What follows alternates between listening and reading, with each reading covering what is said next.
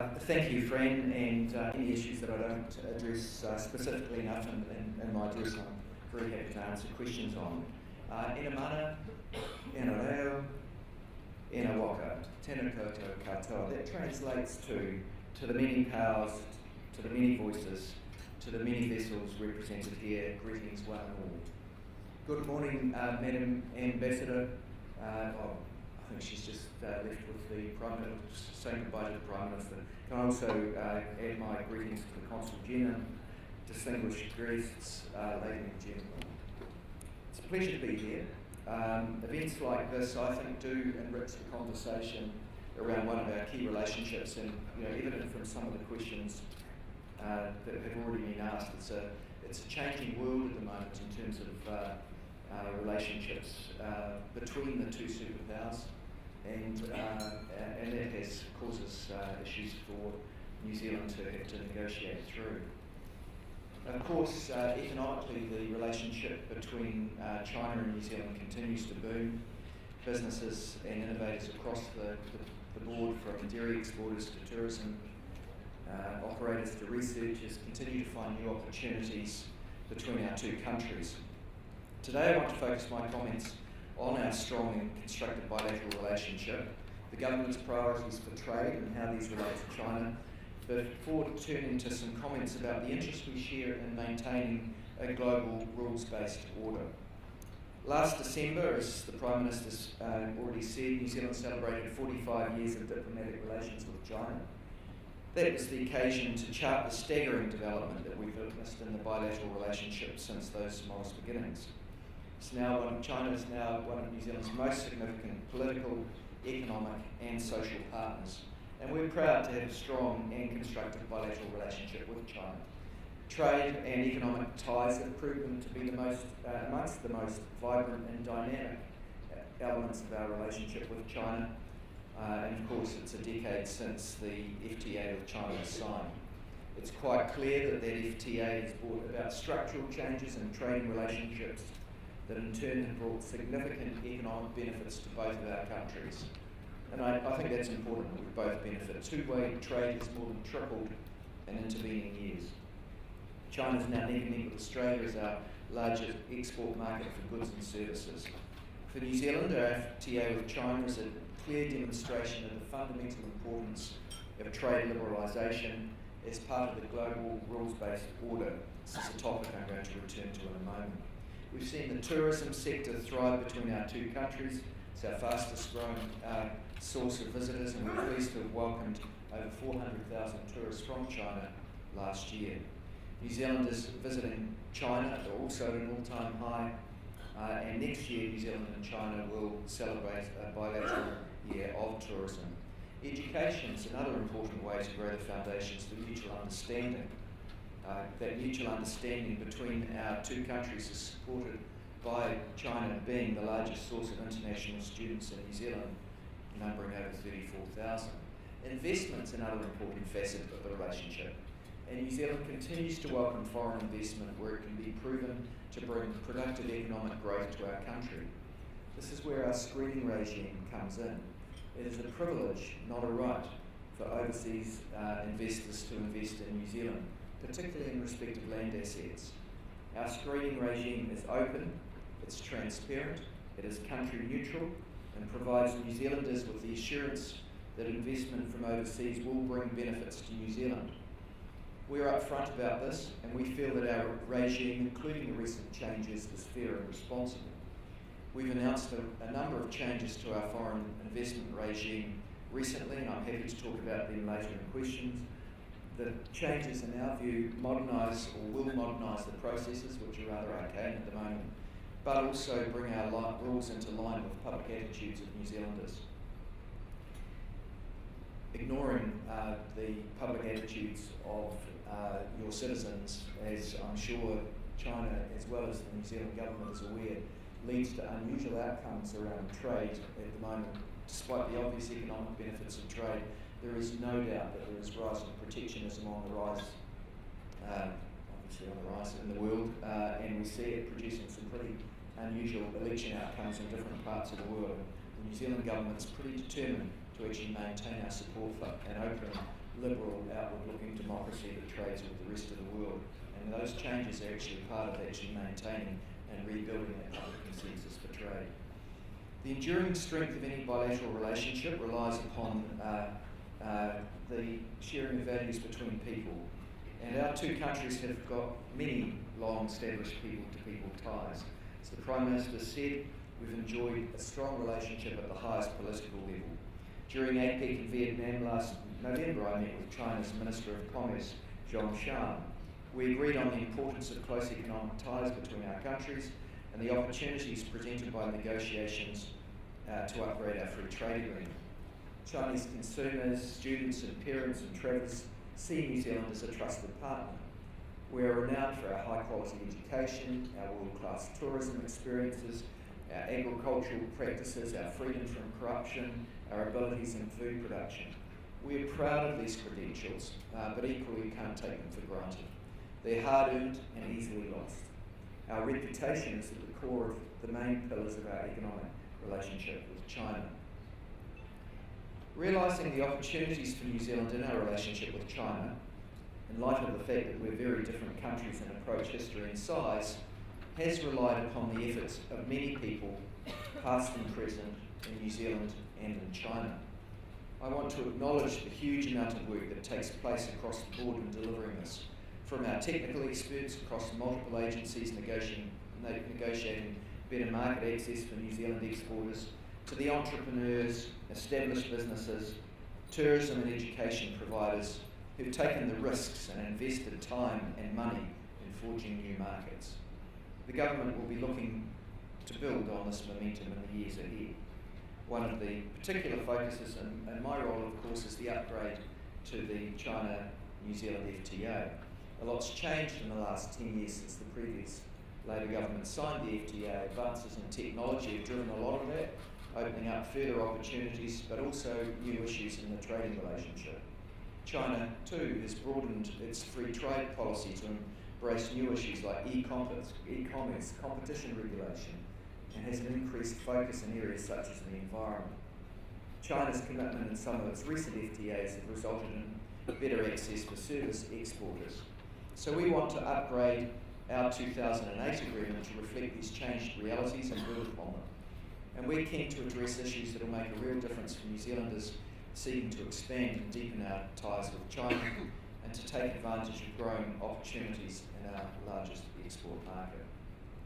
We've had 3 rounds of negotiations so far, and we're looking to schedule the next meeting in the coming weeks.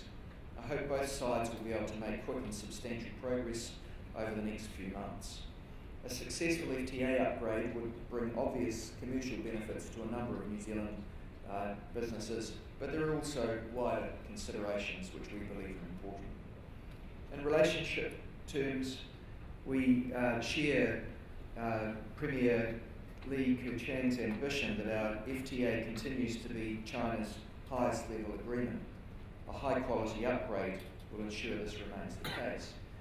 Importantly, it would also demonstrate our shared commitment to trade and our view that trade agreements designed the right way do benefit our communities both in New Zealand and China. We are optimistic that our shared commitment to free trade and rejection of protectionism will be reflected in the upgrade. Over the last 40 years, China has gradually opened the door to international trade through a slew of economic reforms. These reforms were first envisaged by Deng Xiaoping back in 1978 and have led to China's accession to the WTO in 2001. These reforms have brought tremendous economic transformation and success to China and created economic opportunities for many New Zealand businesses. China's leaders have been stressing that they're committed to these reforms, and we're hopeful that they will continue upon this trajectory. We've welcomed comments by President Xi Jinping in defence of the rules-based international order and to encourage free trade.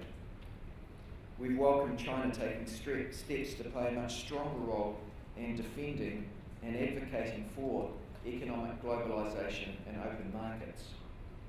China's continued support for and investment in the rules-based order is crucial. As part of this, we're participating in China's international import Expo, which will be held in Shanghai in November this year. We have both a national pavilion and a trade pavilion, alongside a strong presence of New Zealand companies who are also committed to the China relationship and the opportunities it brings. There's a great deal of uncertainty around the global trading environment at the moment. We've seen trade friction between the US and China. The EU and the UK are also trying to decide what rules will apply after Brexit. The New Zealand government is closely monitoring these developments, as is the rest of the world. It's clear that actions taken by such major trading nations, even if aimed at one another, will have significant indirect effects on New Zealand and the global trading system. You might ask, what can a small country do? Well, we can actually rely upon our independent foreign policy to chart the course, as the Prime Minister has announced. But actually, at times with so much happening and moving around the world, we've actually also got to support the officials that do that on our behalf, which is why budget spending announced in last week's budget included a $150 million boost to MFAT's capability at home and to build their capability at home and overseas to help boost our trade capacity and presence. And this is a signal of how important this is to us. In practice, there are 4 ways this government can promote New Zealand's interest in this increasingly uncertain global trading environment, and where we can use support from our trading partners, including China. The first is defending the rules-based system. There is no doubt that a robust, well-functioning, rules-based international system, like the World Trade Organization, benefits all players, large and small. It's easy to forget that before 1994, there were no enforceable rules on agricultural trade. I encourage China to join us in defending the rules-based order, which has delivered so much to benefit both of our countries. The second is accelerating our efforts to embed New Zealand in the emerging regional architecture. Agreements such as the Comprehensive and Progressive Trans-Pacific Partnership and RCEP are demonstrations of our commitment to open, progressive and predictable trade in Asia-Pacific.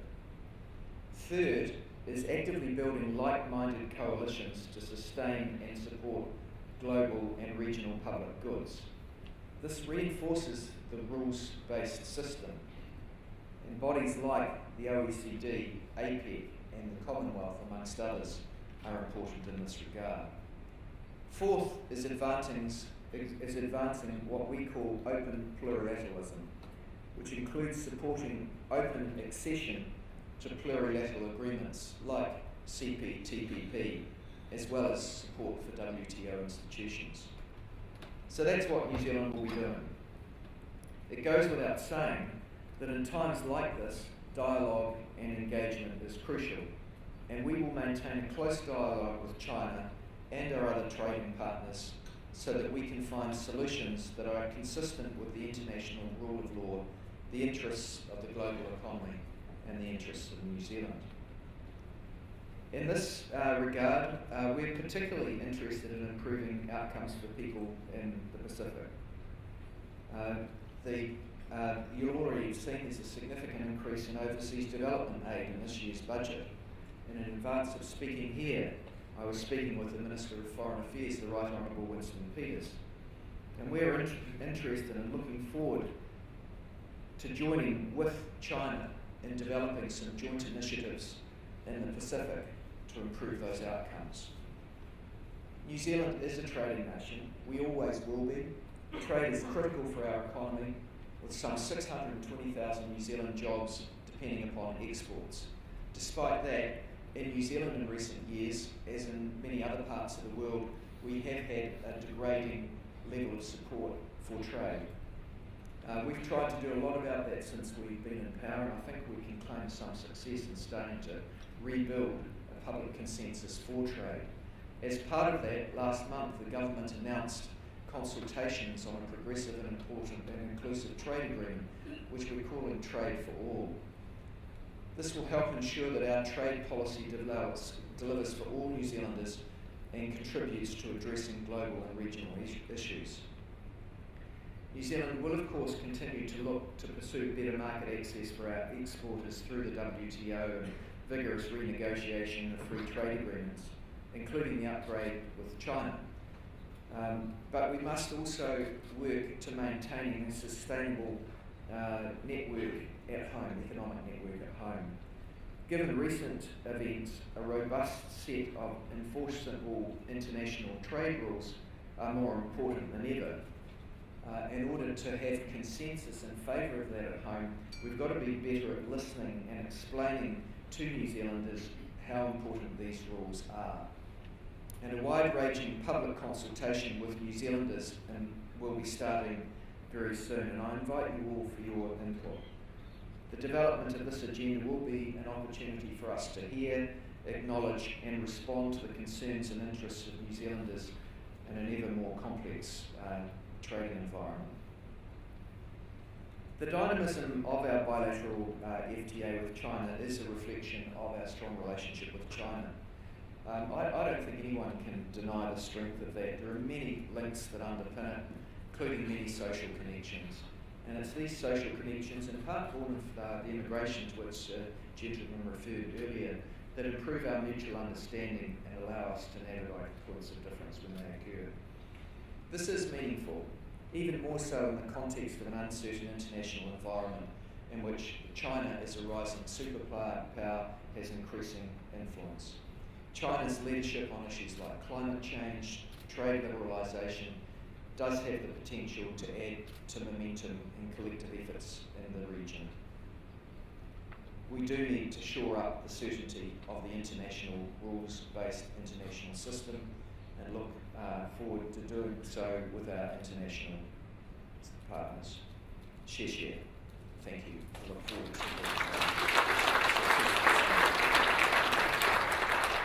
Thank you, Mr. Parker, and I'm sure there are a lot of questions to come.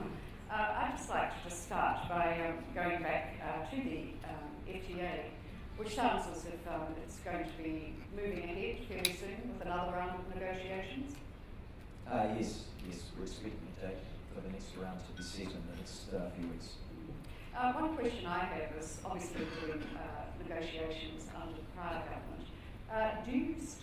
Is the negotiating, I guess, coin and ambition still the same one, or do you have other elements you want to bring to the table under a new government in terms of priorities?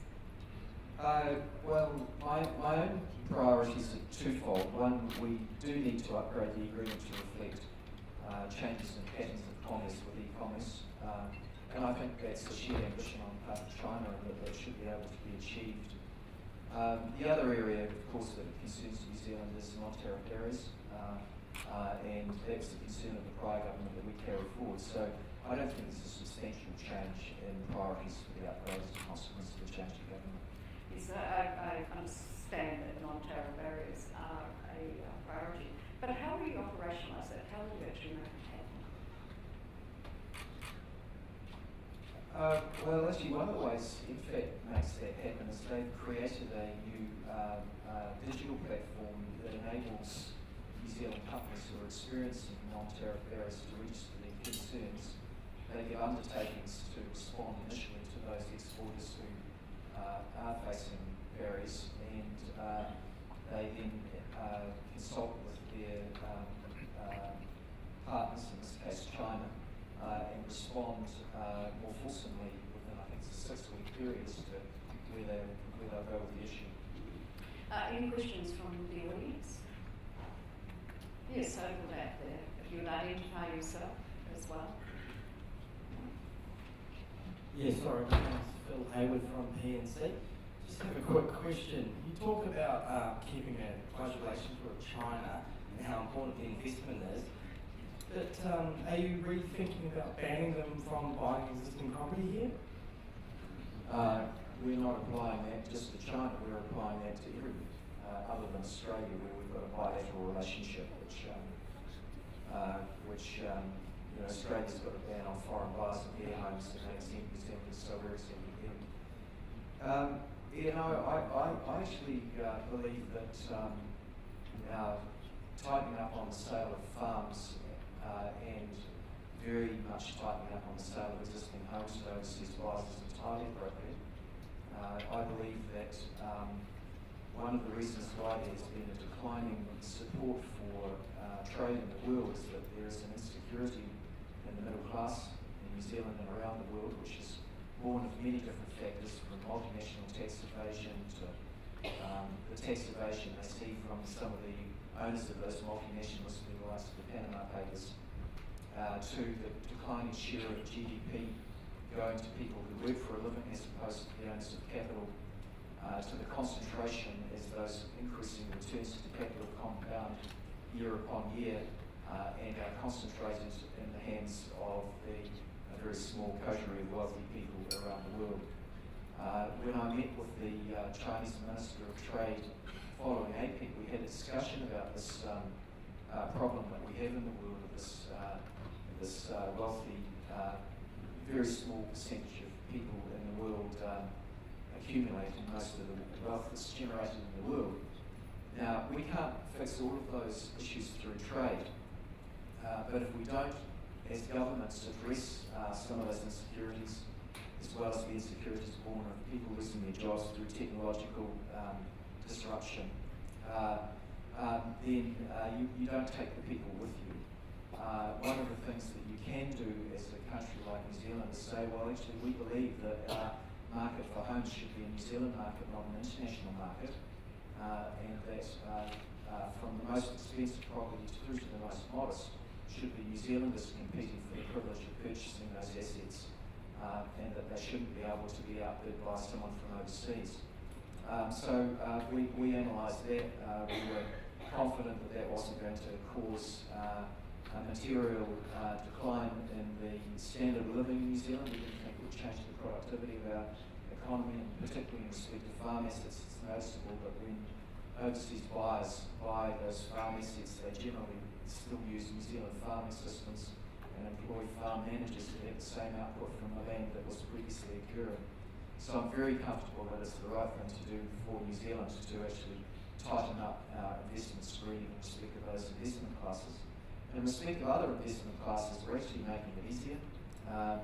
Current Overseas Investment Act processes are very sticky. Someone buying a forest typically has to pay a $50,000 application fee and has about $100,000 of their own costs to meet. $150,000 to buy a forest is absurd in terms of compliance costs. So we're in the process of making those rules easier whilst also making them more coherent, in that all forms of forest ownership will be included in a more permissive investment regime. In respect of other classes of investment that aren't land-based assets, the rules are essentially unchanged. It is likely that, and one of the reasons why there's a rush for this is that it has to be done in advance of CPTPP having been signed, because otherwise we run out of the policy room to give ourselves and future governments the ability to screen for different investment classes. Final thing I'll say is that under our trade agreements, existing rules relating to how we screen for classes of investment that are already screened can change, and it's likely that in the future we'll also introduce a national interest test in respect of very large investments, which is similar to those tests which are found in most overseas countries, but we don't have in New Zealand. Just on that point, Minister, can you expand a little more on your own thinking around that national interest test? Yes, I believe that the Australian model is quite a good one. We have quite a broad discretion, but the ministerial or government discretion to exercise it is very rarely used. So broad and breadth, but used very frequently. Would there be an intention to make particular asset classes not able to be sold to particular investment vehicles worldwide? Nothing specific. We did consider whether we needed something specific in respect of infrastructure assets. There were three reasons for that, or two main ones actually. One was that infrastructure assets have an importance beyond the business cost centre, and that if an infrastructure asset suffers underinvestment, the wider economy suffers, not just the business owner of the infrastructure asset. And there's some evidence post the GFC that companies that were capital short post GFC in different parts of the world preferred their capital investment interests in their home country over their overseas investments. Which is an illustration of why it's quite important sometimes for infrastructure asset owners to be aligned with the interests of their country, that come from citizenship, I suppose, or residency.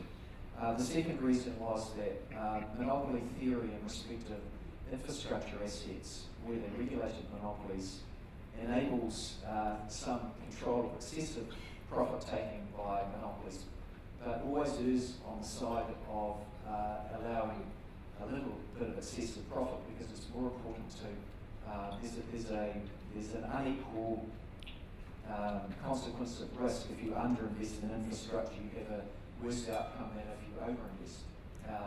Implicit in that is the monopoly rent. It's always taken from monopoly infrastructure, and we wondered whether it's wise to export that overseas. Having said all of that, sorry that's a long answer. That's all right.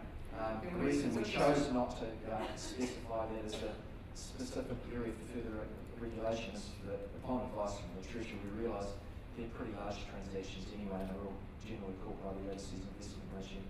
So you can apply that ministerial discretion. Well, the 200 billion, yeah, that's right, correct. We have a question from the floor which says, what can the government do to ease the visa situation with China, which is currently not reciprocal, and it does add quite an impost for our travellers?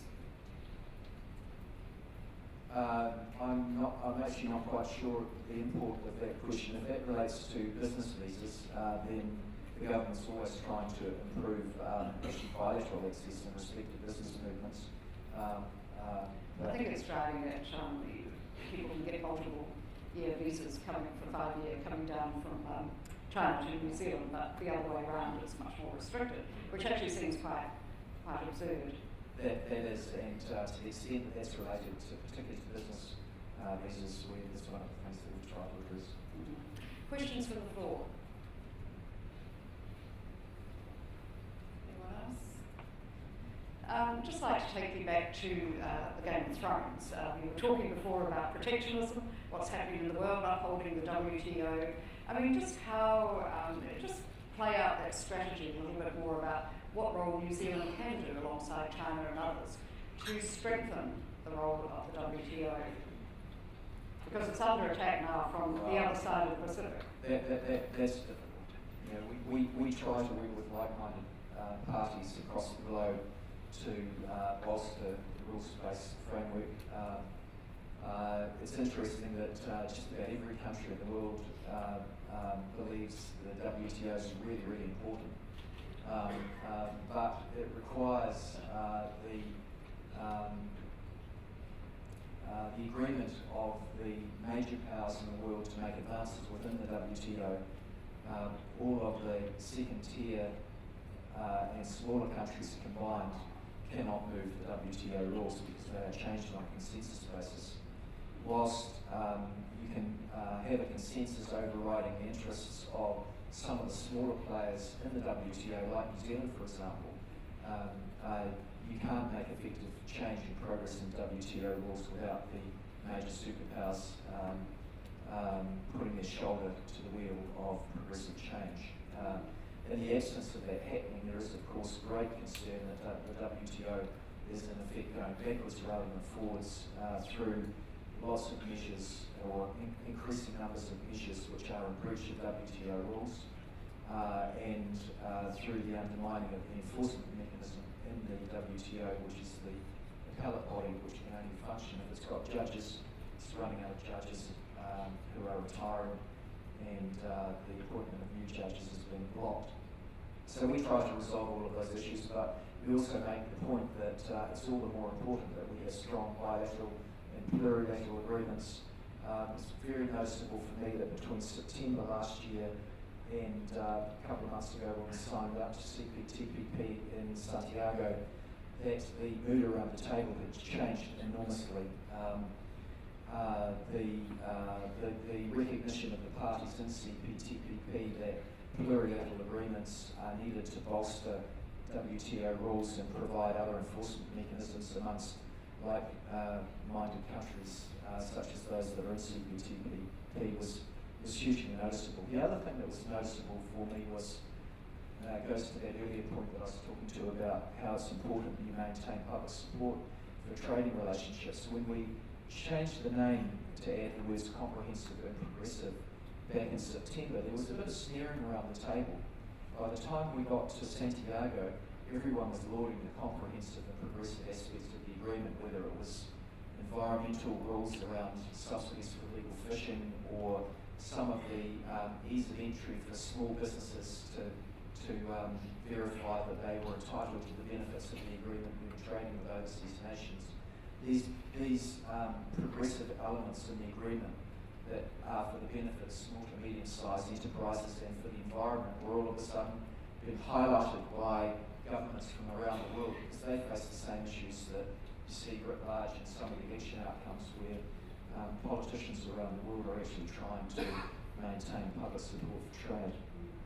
You talked about navigating this period, and it is a difficult period, and I congratulate you and Minister Peters on giving a budget boost to the capability of NPAT for this. Because if I look at it from outside, the trade capacity has been run down. Will you be planning to bring in more private sector people and others to boost that capability? I've yet to have that discussion actually with the heads of NPAT. You know, we've got an incredibly capable ministry in NPAT. You just see it in the quality of briefings and the sophistication of the responses you get when you raise the question somewhat simplistically as the new minister. And you're educated as the Well, you've got CPTPP. Well, actually, no, I wasn't really about CPTPP, but we've got a lot on. We've got Brexit, we've got Europe, we've got Pacific Alliance, we've got the China upgrade, we've got bringing CPTPP into force, we've got RCEP. You know, there's a lot on for the Ministry of Foreign Affairs and Trade, and it's incredible fun. I'm actually really enjoying it because it's such a intellectually stimulated, complicated, interesting, and relevant portfolio at the moment. So I feel really privileged to have it. I really feel that the ministry is a wonderful ministry to be leading our efforts international, and it's just so pleasing to see our officials, young and old, when they're in those international negotiations, have such a wonderful demeanour, such expertise, such a joy of life, such incredible values that present us so well to the rest of the world, which is one of the reasons why I think we do pretty well on our trade agreements. Yes, I'm over here. Oh, sorry. Good morning. My name is Leo. I'm represent Hubei Free Zone. I just got a question. In our free trade zone, Chinese government has set up some special policy to help and welcome the foreign company come and invest and set up a company in China. Does New Zealand have similar platform to help the foreign country to link with the local company to develop their business? Thank you. Yes, we do. That's mainly done through NZTE, which is actually also one of my responsibilities with my economic development hat on. They tend to focus their efforts on, they actually have a number of streams of work, which includes the inward investment part of their business. In terms of their support for outward-looking companies, New Zealand that are growing exports, I think Stephen Joyce did a good job when in government focusing NZT efforts on a changing list of roughly 700 companies that have the greatest growth potential. It's difficult for any ministry to be all things to all people. Although they try to provide web-based services and services upon request to a lot more than 700 companies, their focus in terms of the in-depth services they provide in overseas markets and advice as to how those overseas markets might be cracked is focused on the 700 most prospective entities. question. Minister Michael Hart, good morning. Mine's a two-part question related to foreign investment. First of all, does the government have a dollar value target set for foreign investment? And secondly, because of the shortage of domestic and government capital, are you considering perhaps looking at public-private partnerships?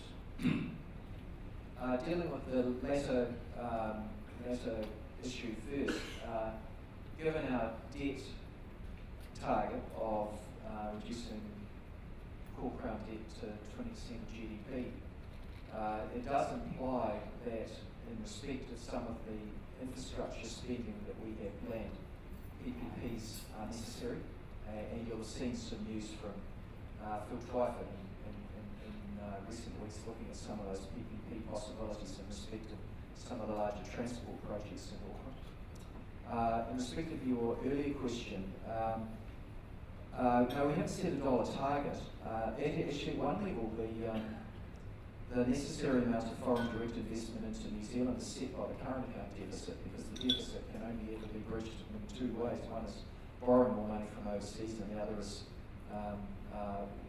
investment in equity investments into the country as well. That current account deficit and shortage of investment capital is a weakness of New Zealand, in my opinion. The answers to it are complex. Free trade agreements are an important part of growing the competitiveness of our export sector in order to attract the capital, both local and overseas, into those sectors, but they're only part of the solution, as evidenced by the fact that we've already had fantastic free trade agreements with China and Australia, our two largest partners, and yet exports have dropped from 30 to 27% of GDP in the last decade, against the then government ambition to lift them from 30 to 40% of GDP. So plainly there are other aspects of economic management that need to be addressed. In my opinion, one of the most important pieces of work that we have going is the tax review being led by Michael Cullen. In my opinion, we do have a problem in New Zealand with the misallocation of our precious investment capital. It's actually something that I agree with Gareth Morgan on. Where we overinvest in residential rental property in South Auckland, bringing up house prices and driving down home ownership rates. The opportunity cost of which is that that precious investment capital isn't being applied to the productive sector. So I would say that the most important part of getting that right is actually to get an investment signal that encourages New Zealand businesses and investors and international investors to invest on the basis of profitability of enterprise rather than tax advantage. Just staying on that point, Minister, I mean, there is considerable appetite from China as well, and a number of the players here today to take part in investment in the New Zealand infrastructure environment. How welcoming is the government for that? Well, our overseas investment rules remain welcoming, so it's unchanged from the prior government. We need and welcome foreign direct investment. One final question from the floor. Just over the back. Thank you. Good morning, Prime Minister. My name is Joyce from New Zealand China News Agency. It is 10 years since FTA has been signed between New Zealand and China, and so what do you think it is the most important issue has to be solved at this moment? If the bilateral trade volume reached to $30 billion in 2020. And one more question is, during the upgraded negotiation between New Zealand and China, what's the priority issues that New Zealand expects Chinese government to solve? Thank you. Well, I think the issues that are easiest are upgrading the agreement to account for changes in patterns of commerce since the FTA was signed 10 years ago. And that really relates to e-commerce in particular, which is a huge opportunity for both New Zealand and China. We, of course, always want better market access for the goods, in particular agricultural produce, and we want service agreements to be upgraded to reflect some changes that have been made by China in their subsequent free trade agreements. If I could just mention a challenge that comes with e-commerce, which probably isn't solvable through the free trade agreement, but around the world and in New Zealand, we're suffering a lot more biosecurity incidents as a consequence of changing patterns of commerce, part of which is enabled by e-commerce. The most notable one at the moment is, of course, the infection that we have with our dairy herds at the moment that we're trying to get rid of at the cost of close to $100 million. I have a view that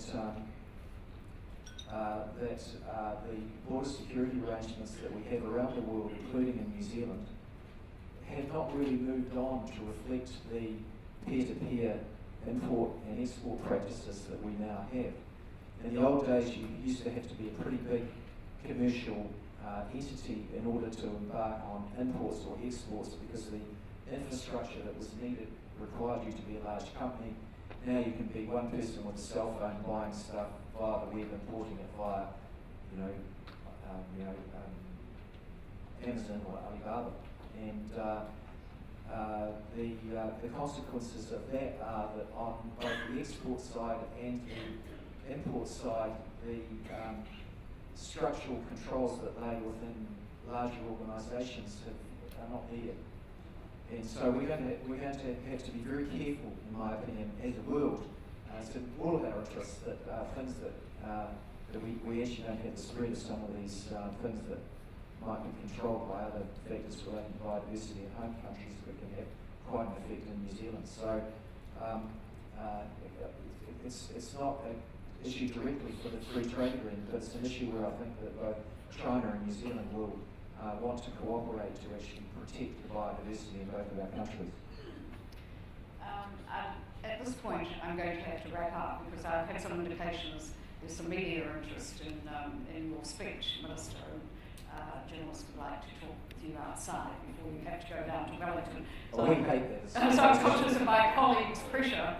So thank you so much. You've given us some clarity on where the government sits, the relationship between US and China, what you're trying to do to keep protectionism at bay, the upgrade of the free trade agreement. I'm conscious that you couldn't share with us the real detail, and I guess we'll just have to wait for that to play out. But more particularly also some nuanced shadowing all around the FDI regime, and that is something which has been of some concern. So thank you for making the time, and I appreciate everyone could thank you.